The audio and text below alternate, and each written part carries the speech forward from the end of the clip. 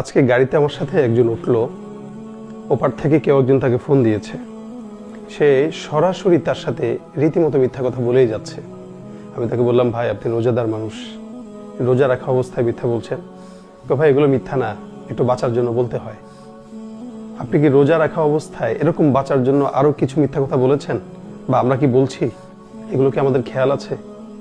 অথচ সকাল থেকে সন্ধ্যা পর্যন্ত আমরা না খেয়ে আছি। আমাদের এই না খাওয়াটা শুধুমাত্র মিথ্যা কথার জন্যই কিন্তু বৃথা, আমরা নিজেরাও জানছি না। মিথ্যা অনেক বড় একটি কবিরা গুনাহ।